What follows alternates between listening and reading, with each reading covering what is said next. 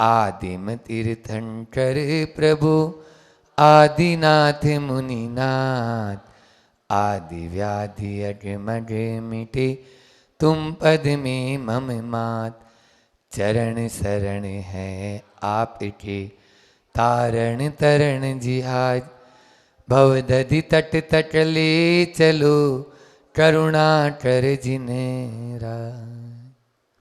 52 गजा के बड़े बाबा आदिम तीर्थंकर आदिनाथ भगवान की, परम उपकारी संत शिरोमणि आचार्य गुरुवर विद्यासागर जी महामुनि राज की, पूज्य मुनि श्री 108 दुर्लभ सागर जी महाराज की, भट्टामर महामंडल विधान की।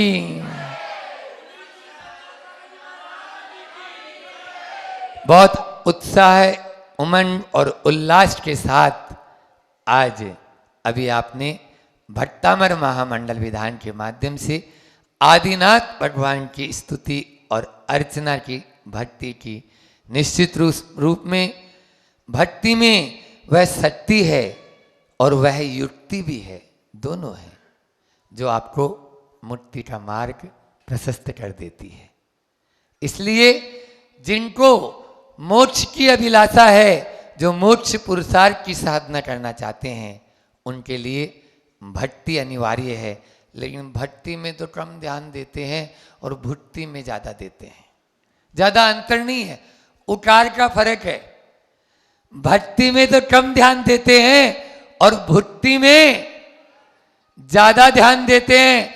लेकिन हमने भी कोई बात नहीं, वो बोलते हैं ना कि जिसको सामने वाले की भाषा में ही समझा सकते हैं, तो हम आपकी भाषा में चलने के लिए तैयार हैं। इसलिए हमने भी इस सप्ताह को स्वास्थ्य सप्ताह का नाम देते हुए और यह भी एक तय कर लिया कि चलो इनको भक्ति के माध्यम से ही भक्ति का मार्ग बताकर उस मुक्ति के मार्ग को प्रशस्त कर दें, ताकि ये खाने पीने के माध्यम से भी अपने उस आत्म तत्व को याद कर लें और आत्म तत्व को याद करके उस आत्मा की आराधना के साथ में मोक्ष पुरुषार्थ की सिद्धि कर लें। ऐसी भावना के साथ में ही मैंने आज से ही यह एक नया शुरू किया कि स्वास्थ्य के बारे में, क्योंकि पहला सुख निरोगी काया, सुबह भी बोला था, अपन को इस काया राखे धर्म है, शरीर माध्यम खलु धर्म साधनम,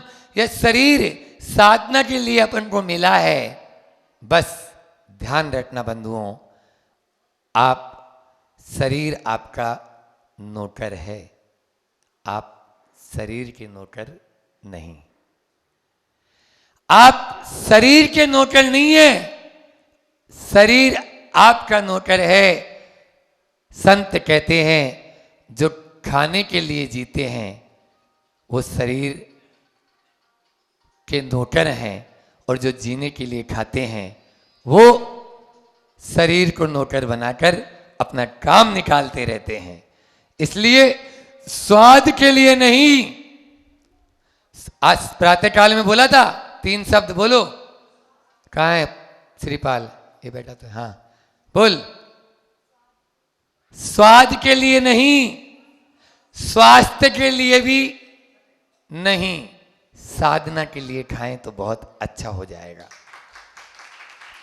पहला स्वाद के लिए खाना, भोजन का दुरुपयोग करना है, और स्वास्थ्य के लिए खाना भोजन का कथनचित सदुपयोग है, लेकिन साधना के लिए खाना भोजन का पूर्ण सदुपयोग है।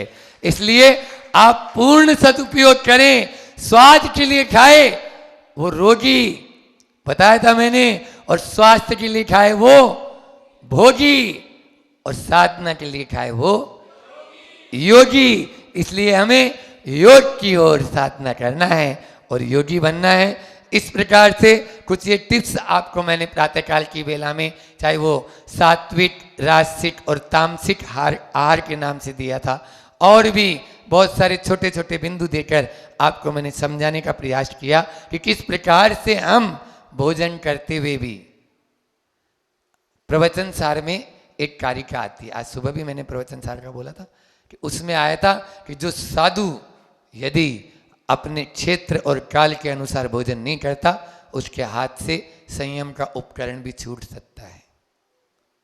एक ये तो आचार्य कुंकुन ने बोला ही, एक फिर एक और बताया कि अनशन से भी ज्यादा महत्वपूर्ण है अनेशन। एक शब्द आया है, जस्स मनेशन मप्पा तम्पी। एक बार ऐसा हुआ, इसके पहले एक कहानी सुना देता हूं ताकि आपको याद हो जाएगा और अच्छा भी लगेगा, कि श्री कृष्ण और रुक्मणी, तो रुक्मणी ने कहा कि नदिया के उस पार एक महाराज जी हैं और वो चातुर्मास कर रहे हैं, मेरी भावना है चौका लगाने की, मैं जाकर वहाँ, जैसे मनावर वाले, रांची वाले आए हुए हैं, बागड़ वाले अभी वहाँ बागी दौरा से, तो ऐसे ही लोग आते थे। अब बीच में नदी पड़ती है नर्मदा, अब तो पुल बन गए, अब पहले पुल थोड़ी थे। रुक्मणी ने श्री कृष्ण से कहा कि 52 गजा भी नहीं, मतलब नदिया के उस पार मुनिराज साधना कर रहे हैं और मुझे वहां जाकर चौका लगाना है। श्री कृष्ण ने कहा ये तो बहुत अच्छी बात है, जाना ही चाहिए, और आपको भोजन आहार कराना चाहिए मुनिराज का।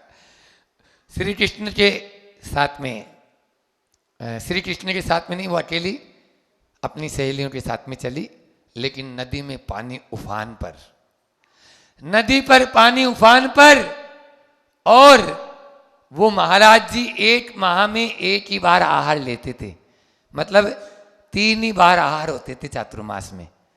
मासोपवासी महाराज थे। अब नदी के सामने क्या करे, नदी में कैसे जाए, नाव वगैरह भी नहीं।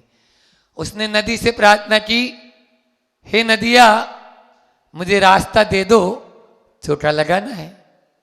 उस पार महाराज जी है और उनका आहार खाना है। नदिया 2 भागों में विभक्त हो गई, और जैसे रास्ता मिलता है वैसे उस पार अपनी सहेलियों के साथ चली गई। निरंतराय आहार कराया, पंचाश्चर्य हुए, आसमान से रत्नों की वर्षा होने लगी। और उन मासोपवासी महाराज के आहार खा के जब वापस आई, अब फिर से नदी वही उफान पर।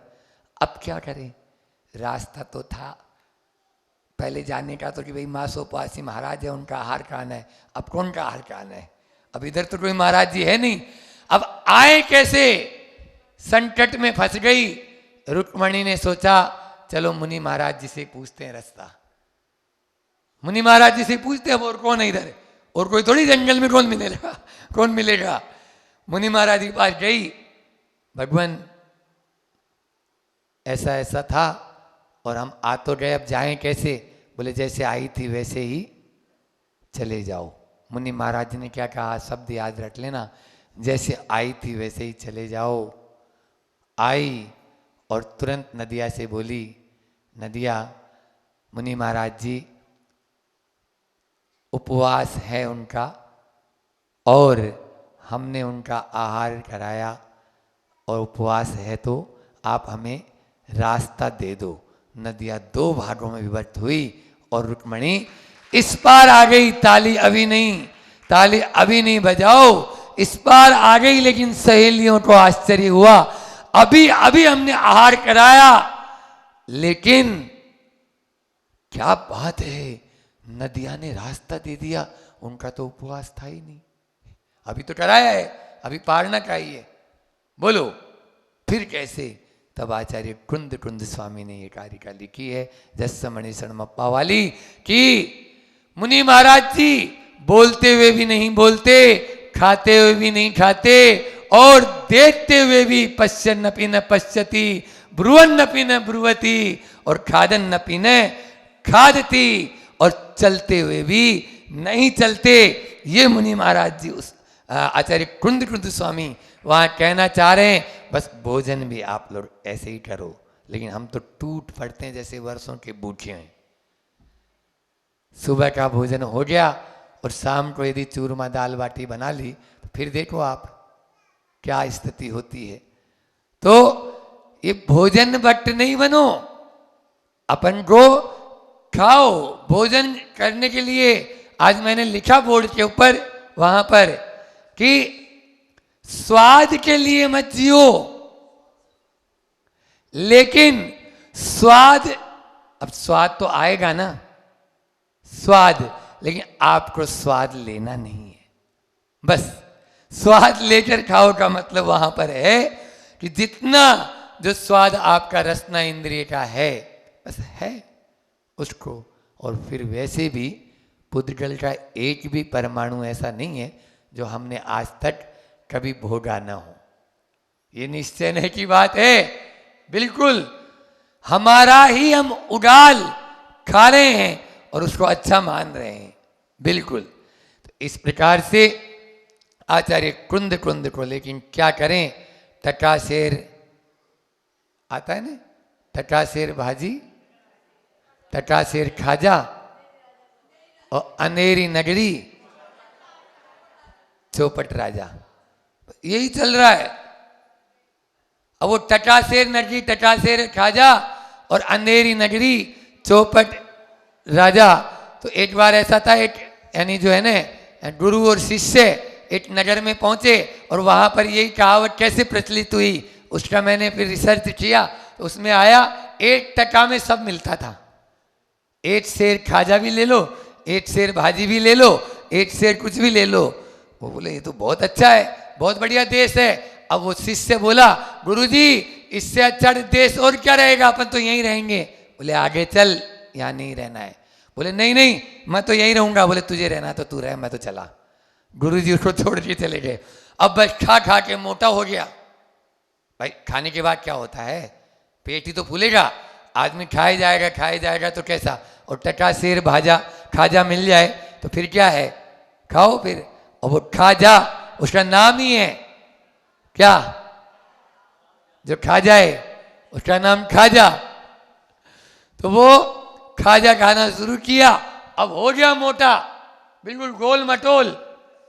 अब एक दिन वहां उस देश में अकाल पड़ा तो मंत्रियों ने मीटिंग की तो राजा ने कहा कि कोई एक सुबुद्धि नाम का मंत्री था, उसने कहा कि कुछ नहीं, एक नर बलि देनी पड़ेगी। बलि नहीं देना चाहिए कभी भी, अच्छी बात नहीं है, लेकिन एक व्यक्ति की बलि तो देनी पड़ेगी।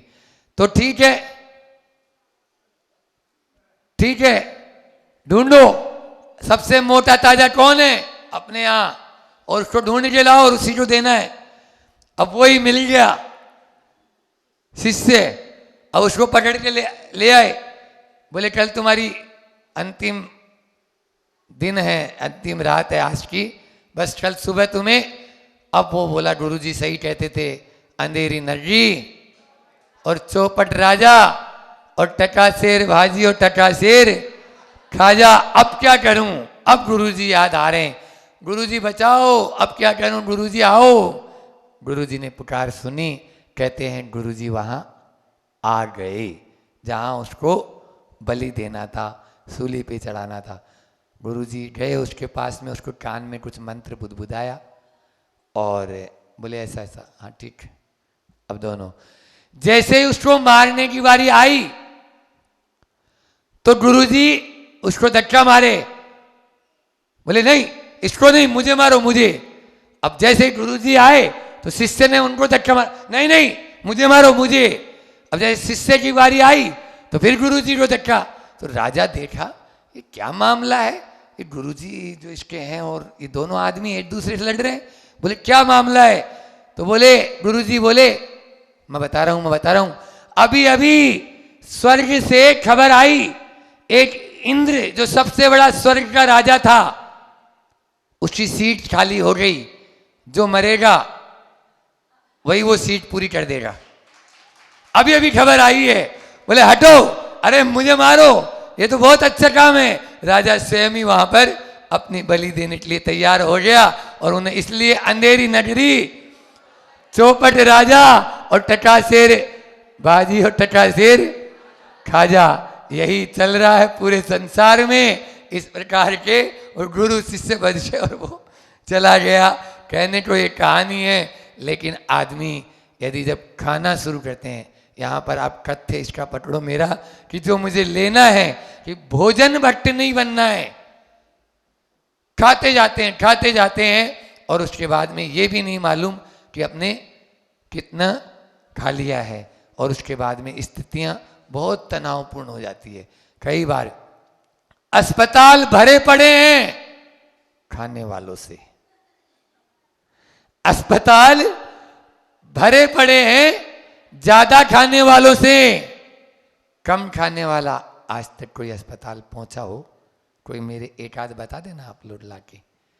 इसलिए आप लोगों को लिमिट का ही अपन को लेना है, और लिमिट में भी अपन को उतना ही। आज सवेरे मैंने इसीलिए हाई को दिया था, अति मात्रा में पथ्य भी कुपथ्य हो, मात्रा मासी हो। आप देखो आचार्य श्री जी की ये जो हाइकू हैं, इनके माध्यम मैंने बोल दिया था, अभी 4 बातें और, बस टाइम भी हो रहा है। तो अति मात्रा में पथ्य भी कुपथ्य हो, मतलब ज्यादा कुछ भी आप खाएंगे, कभी किसी चीज के एडिक्ट मन बनो। प्रमाण सागर जी महाराज ये बात मुझे बहुत सिखाते थे और हमेशा कहते थे, औषधि भी ले रहे हैं तो कितने दिन, क्या दवाई को ही आपने भोजन बना लिया क्या? 2 दिन, 5 दिन, 10 दिन, 1 महीना चलाए जा रहा है, तो कितने दिन चलाना भैया, ये तो देख ले तू। इसलिए हर चीज की लिमिट करो, हर चीज के एडिक्ट मत बनो। नहीं तो कल मैंने वहां पर प्रवचन किया था कि ड्रग्स क्या होता है, या नशा क्या होता है, या व्यसन क्या होता है। आप लोग ये व्यसन हो गया, बहुत सारी चीजें हैं, एक एक दिन लेंगे, चाहे वो चाय है, चाहे वो कॉफी है ना, चाहे वो और अन्य अन्य cold drink.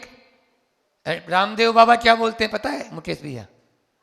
Toilet cleaner, toilet cleaner कभी बाथरूम में डाल के देखना उसको। हाँ, वो कोल्ड ड्रिंक नहीं है, वो एक पुस्तक है मेरे पास में उनकी, स्वदेशी बचाओ आंदोलन की। वह पुस्तक आप लोगों को उपलब्ध हो जाएगी, आप चाहोगे तो अभी लेके भी जाना, यहाँ पर इंद्रजीत जी से ले लेना, वह मिल जाएगी, नेट पे भी डली है। तो उसमें उनके अनेकों लेख केवल इसी पे दिए हुए हैं। आज अभी इतना ही, एक हाइकू लेकर अपनी वाणी को थोड़ा सा विराम करेंगे। अब ये कल ले लेंगे कि भोजन क्यों, भोजन क्या बताई थी, 4 बातें, उसको बताया नहीं अभी मैंने। भोजन क्यों, भोजन कितना, भोजन कब और भोजन कैसे, इन 4 बातों को अभी लेने का समय भी नहीं बचा, क्योंकि ऊपर भी अपन को चलना है। और एक हाई को जरूर ले लेते हैं, जिसके माध्यम से अच्छे से आपको समझा भी देंगे कि आचार्य श्री जी का हाइकू है, खान पान हो मर्यादित शिक्षा से। पहले में 5 अक्षर हैं, खान पान हो, मात्रा मत गिनो, क्योंकि मात्रा गिनना आएगा भी नहीं आपको, काटला ने माथा फोड़ी करनी है अपन को। हाँ, अपन तो सीधे सीधे खाने पाने हो, ये 5 अक्षर हो गए। मर्यादित शिक्षा से, ये 7 अक्षर हो गए। खानदान हो, आचार्य श्री जी ने क्या बोला? खान पान हो मर्यादित शिक्षा से, खानदान हो। बहुत बड़ा इसमें रहस्य है। यदि शिक्षा आपकी मर्यादित होगी, तभी आपका खानदान और तभी आपका खान पान दोनों सुरक्षित रह पाएंगे। और जब खान पान सुरक्षित रह पाएगा, तभी तो खानदान सुरक्षित रह पाएगा। बोलो, खान पान यदि सुरक्षित नहीं है तो क्या खानदान सुरक्षित होगा? मैं तो कहना चाहता हूं आप लोगों से कि मॉडर्नाइजेशन के चक्कर में हमारी जो मौलिकता है, हमारी जो सिद्धांत है, उनका मर्डर मत करो। मॉडर्नाइजेशन के चक्कर में हमारे सिद्धांतों का मर्डर मत करो।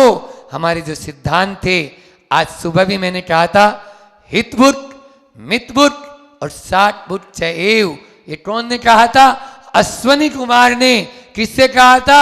वाग भट्ट, जो आयुर्वेद के बहुत बड़ा ज्ञाता हुए हैं, उनसे ये बात कही। तोते के रूप में भेष बनाकर आया था, लेकिन उनको भी शिक्षा दे दी कि हितकारी खाएंगे मर्यादित खाएंगे और शाकाहारी खाएंगे। बंधुओं, दवाई तो देख के खरीद लेते हो, एक्सपायरी डेट हमको मूर्ख बनाता है। ये 2020 में 21 में एक्सपायर हो गई थी, अब तुम 22 में बेच रहा है इसको। दवाई तो देख कर खा ली, लेकिन भोजन की मर्यादा बोलो ना। लाल जिनवाणी में लिखा है, ये जिनवाणी यहीं रखी, लाल जिनवाणी में सबकी मर्यादा दी है, और कौन से मौसम में किसकी मर्यादा कितनी है, दोनों चीज है। मर्यादा का मतलब यहां पर यह भी है कि जितनी बड़ी टंकी है उतना ही खाओ, नहीं टंकी फूट जाएगी, ये भी मर्यादा कहलाती है। लोग कहते हैं महाराज जी और ले लो, हाँ लेटर बॉक्स का डब्बा है, जो अंतरदेशी भी डाल दो, लिफाफा भी डाल दो, पोस्ट कार्ड भी डाल दो, रजिस्ट्री भी डाल दो, और अंतरदेशी जो भी आए उसमें डाल दो, और जब चाहे तब डाल दो। बकरी की तरह सुबह से शाम तक बस जैसे वो मुंह चलाती रहती है ना, वैसे कुछ लोगों की आदत हो जाती है जो चलाते रहते हैं। बोलो, ये भी मैं कहना चाहूंगा आप लोगों से, कोई भी शास्त्र में ये नहीं लिखा कि प्रतिमाधारी होने के बाद में 2 ही बार भोजन करो, खाओ ना 5 बार, कैपेसिटी भी तो हो आपकी। बोलो, कोई प्रेग्नेंट महिला है और उसने यदि मान लीजिए 5 प्रतिमा के व्रत ले लिए, पेट में बच्चा है, और तुम बोलते हो एक समय भोजन करो, शाम को दूध पानी खाओ, संभव है? नहीं है। तो क्या प्रतिमा नहीं लेना चाहिए? लेना ही चाहिए उसको। बोलो, कौन से शास्त्र में लिखा है, लाके बता देना। इसलिए सूर्योदय की 2 घड़ी बाद और सूर्यास्त से 2 घड़ी पूर्व तक जितनी बार मन में आए उतनी बार खाओ। महाराज जी अभी तो बोल रहे थे बकरी की तरह चरते रहते हैं, और आप बोल रहे खाओ, तो किसके लिए बोल रहा हूं ये भी तो देखो। कोई डायबिटीज का पेशेंट है, दिन में खाओ ना, सूर्योदय की 2 घड़ी से लेकर सूर्यास्त तक पीठ पे टंकी बांध ले, और एक वैक्यूम सिस्टम रख, और नली यहां पे मुंह में घुसा ले, अपना आप आता रहेगा। लेकिन रात में तो मत खा, रात में खाने के लिए मर जाना अच्छा। अरे हमारे यहां पे बताया 100 साल की या 70 साल की जिंदगी जीने से अच्छा है 2 साल में मर जाना, लेकिन अपने व्रतों का पालन करते हुए। समझ में आया? इसी कारण तो विवाद हो गया था, वो कौन का, अंजना और पवनंजय, इसी बात पे विवाद हो गया था। इसी कारण से 22 साल नहीं बोला, दूसरे के साथ ब्याह होना था उसका, और वो उसकी उम्र कम थी और पवनंजय की ज्यादा थी, इसलिए। लेकिन पवनंजय उतना धार्मिक नहीं था जितना वो दूसरा लड़का था, तो अंजना का विवाह उससे होना था। अब यही बात बसंतमाला ने बोली, चुप गई, बस अच्छा उसके साथ होना था और मेरे साथ तो जबरदस्ती बांध दिया, ले अब मजा चखाता हूं। 22 साल तक नहीं बोला, है स्टोरी ये। बोलो, तो हमारे यहां ग्रंथों में आता है व्रतों का नियम। जब एक त्रियंच प्राणी भी पंचम गुण स्थान व्रती बन सकता है, आप सब तो इंसान हैं, इंसान में भी मनुष्य हैं, मनुष्य में भी जैन कुल में जन्म लिया है, और जैन कुल में भी आचार्य विद्यासागर जी महाराज के चरणों के शिष्य हैं। फिर उसके बाद में क्यों घबरा रहे हो, क्यों घबरा रहे हो प्रतिमा से? छोटी छोटी बच्चियां भी चाहे तो प्रतिमाओं के व्रत ले सकती हैं। ऐसा नहीं कि प्रतिमाधारी का ब्याह नहीं होता है, 6वीं प्रतिमा तक आराम से ब्याह शादी होके घोड़ी पे बैठ के तोरण मार सकता है, मार सकता है, कोई दिक्कत नहीं है। बोलो, कौन ने बता दिया कि ये बूढ़े ठेरे हो जाएंगे या घर छोड़ देंगे, सफेद कपड़े पहन लेंगे तो प्रतिमाधारी बनते हैं? ये आप लोगों की गलत धारणा है। इस प्रकार से मैं आप लोगों को ये कहना चाहता था कि अपन को मर्यादा का भोजन करना है और मर्यादा में भोजन करना है। 2 चीजें, मर्यादा में भोजन और मर्यादा का भोजन।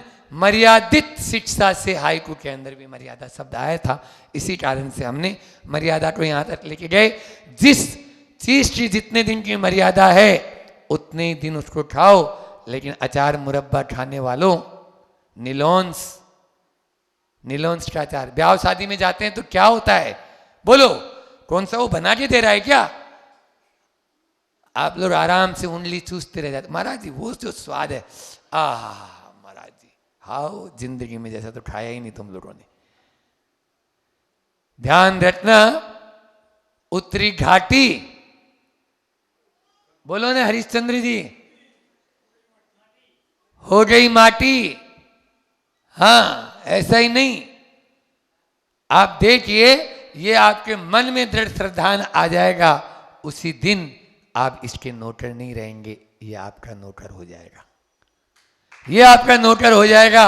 लेकिन हम इस जीव के चक्कर में, और सारे के सारे 2 इंद्रियां, 3 इंद्रियां ज्यादा खतरनाक नहीं है, स्पर्शन इंद्रिय और रसना इंद्रिय, इन 2 को जिसने वश में कर लिया, संसार को वश में कर दिया, संसार को वश में। इसलिए इन 2 को ज्ञानेंद्रिय बोला। ज्ञानेंद्रिय और कर्मेंद्रिय होती है ना उनके यहां दूसरे ग्रंथों में। हाँ हाँ, तो ये भोगेंद्रिय, ज्ञानेंद्रिय, यानी अपन को ज्ञान करा रही है और ज्ञान के अंदर फंसा रही है। इसलिए वासना में लिप्त मत हो, और आप भोजन भी मर्यादा का, बहुत सारी चीजें हैं, आप यदि मर्यादा का भोजन। और आज तो बहुत सरल हो गया, अरे पहले के जमाने में तो भैया सिलपट्ट लेना पड़ता था और उसको बांटना पड़ता था, अब घट्टी चलानी, चक्की चलानी पड़ती थी। अब तो कुछ नहीं है, बटन दबाओ और चल जाएगी, बटन दबाओ मिक्सी चल जाएगी। तो फिर क्यों नहीं मर्यादित क्या क्यों कर रहे हो? इतनी सुविधाएं पहले थी, बोलो। आज जितनी सुविधाएं हैं उतनी तो थी नहीं, फिर आप लोग मर्यादा का भोजन क्यों नहीं कर सकते हैं? आचार्य श्री जी बार बार कहते हैं कि मर्यादा का भोजन करने से आप अपने स्वास्थ्य को, आप अपने आरोग्य की रक्षा कर सकते हो, अन्यथा बीमारी हो जाएंगे, बीमार हो जाएंगे। आज तो अभी हम कल बड़वानी की तरफ गए, उस समय देखा सारी गाड़ियां, कम से कम 4-5 गाड़ियां वो ऊपर तक भरी पड़ी, लदी पड़ी है, और उनमें क्या है, वो अंदर में हवा भरी हुई है और थोड़ा बहुत माल होगा उसमें, कुरकुरे कुरकुरे फुरफुरे क्या बोलते हैं उनको, हाँ वो आते हैं, प्लास्टिक के जो बने हुए होते थे रहते हैं। आदमी बोलो, बड़े बड़े बूढ़े बूढ़े लोग खा रहे हैं उनको। क्या इसके माध्यम से हम अपने स्वास्थ्य को, आरोग्य को प्राप्त कर पाएंगे? क्या ये मर्यादा का भोजन है? भंडी चमार मेथर ढोम कौन ने बनाया? आपने देखने गए थे क्या? ऐसे घर में तो आप जो एमसी पीरियड में हो जाती है उसको अपन चौके में नहीं जाने दे रहे, कुलाचार का पालन कर रहे हो, और वो ला के फ्रिज में रखे हो। बोलो, नीलोंस का अचार है, चाहे वो चिल्ली सॉस क्या बोलते हो आप लोग, टमेटो सॉस, चिल्ली, बोलो ना, आप लोग तो खाते हो। हाँ अच्छा, लगा लगा के पोत के उस पे ब्रेड लो, एक और आ गई। ये सब क्या है आप लोग जाने, हमें तो न खाना है भैया और न छोड़ना है, क्योंकि सब छोड़ चुके हैं। अपन तो नमक और मीठा भी नहीं ले रहे, तो उसके अलावा हमें तो ये आपसे भी यही कहना चाहेंगे कि ये 5 सफ़ेद जहर होते हैं, इन जहरों का भी याद रखो। कल इनके बारे में भी आगे बताऊंगा कि चीनी सफ़ेद जहर, मैदा सफ़ेद जहर, नमक सफ़ेद जहर, सफ़ेद दूध सफ़ेद जहर। दूध तो सफ़ेद ही होता है महाराज, गाय का दूध पीला होता है। अभी आज ही एक व्यक्ति ने बताया, नाम भी ले ही सकता हूं, यहीं श्रीपाल बैठा हुआ है, भैंस का दूध हानिकारक है, था और रहेगा, हर कोई नहीं पचा पाएगा। इसलिए मैं ये नहीं बोल रहा हूं भैंस का दूध न पिए, लेकिन डाइल्यूट करके पिए, खूब पानी मिला दें, 1 लीटर में 5 लीटर पानी पिलाओ पहले, तब जाके वो पी पाएंगे, अन्यथा गाय का दूध अमृत है। और वैसे भी A2 दूध और A1 दूध, ठीक है ना, A1 दूध लेने लायक नहीं है, जो भैंस का दूध है और जर्सी गाय का दूध है, सफेद दूध, ये जहर है और एक कैंसर का प्रबल कारण है। और जो ऑक्सीटोसिन्स जो इंजेक्शन आता है, ऑक्सीटोसिन का एक इंजेक्शन होता है दूध निकालने के लिए लगाया जाता है। आप लोग ज़्यादा पढ़े लिखे नहीं है, मैं थोड़ा पढ़ा लिखा हूँ, हाँ, तो इसलिए मुझे ये सब आजकल ये इंजेक्शन जानवरों में तो ठीक, इंसानों में भी लड़ने लगे। जो छोटी छोटी लड़कियां होती है, 12 साल की 13 साल की लड़की हो, इंजेक्शन ठोक दो, आपको 5 महीने 6 महीने में वो 20 साल से ज्यादा बड़ी हो जाएगी। क्या बोला?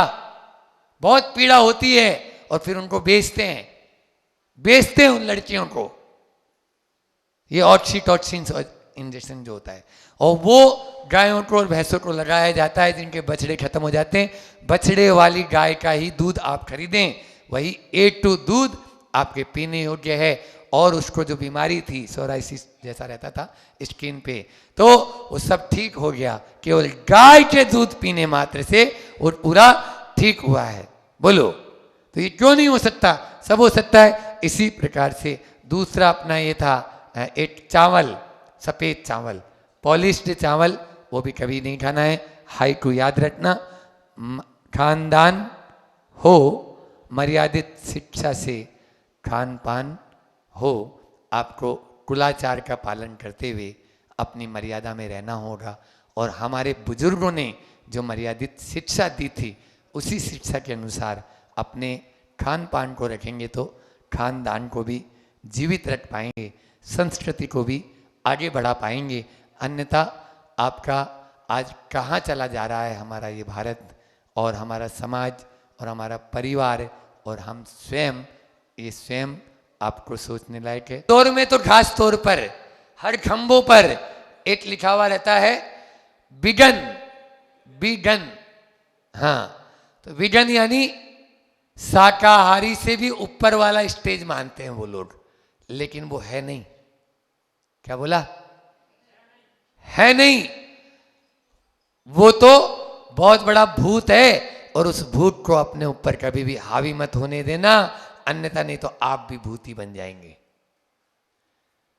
वह विगन हमारी भारतीय परंपरा नहीं है। आचार्य श्री जी के पास में रुआ बांधा में भिलाई में एक व्यक्ति आया, आचार्य श्री जी मैं आपसे भी बड़ा वाला शाकाहारी हूं, आप तो दूध लेते हो, मैं तो वो भी नहीं लेता। आप दूध को शाकाहार मानते हो, हम दूध को मांसाहार मानते हैं। तो आचार्य श्री, तो फिर आचार्य श्री जी, हाँ अंडे को शाकाहार मानते हो आप लोग, दूध को मांसाहार बताने वालों।